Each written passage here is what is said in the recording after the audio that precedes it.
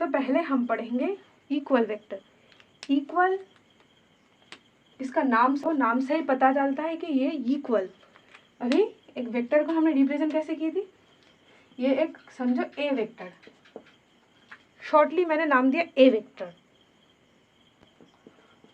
Problem होगी शायद। A B vector, इसका मैग्नीट्यूड क्या है,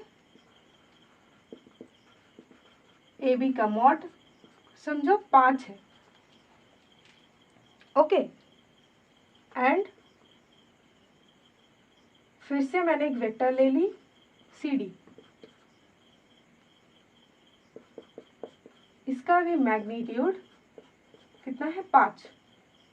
तो देखो ए बी और सी डी दोनों का मैग्नीट्यूड हमको 5 मिला, एंड डायरेक्शन भी देखो उस तरफ जा रहा है, दोनों सेम डायरेक्शन में जा रहा है। तो दोनों वेक्टर अगर उसका मैग्नीट्यूड, दोनों माने 2 वेक्टर जिसका मैग्नीट्यूड सेम होता है एंड डायरेक्शंस भी सेम होता है, उसको हम कहेंगे इक्वल वेक्टर। अभी ऑपोजिट वेक्टर क्या है समझो।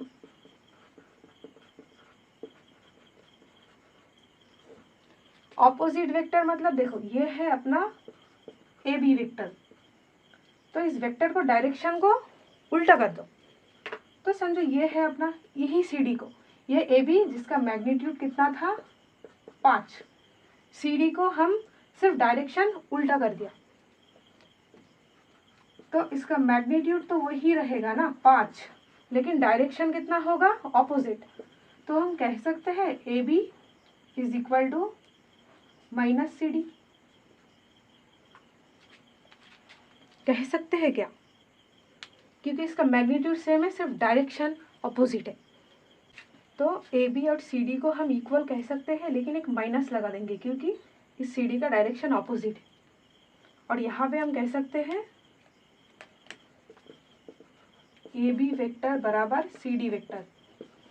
तो ये है अपना इक्वल वेक्टर, एंड इसके पास एक मैग्नीट्यूड है उससे ऑपोजिट, मतलब डायरेक्शंस ऑपोजिट है लेकिन मैग्नीट्यूड सेम है।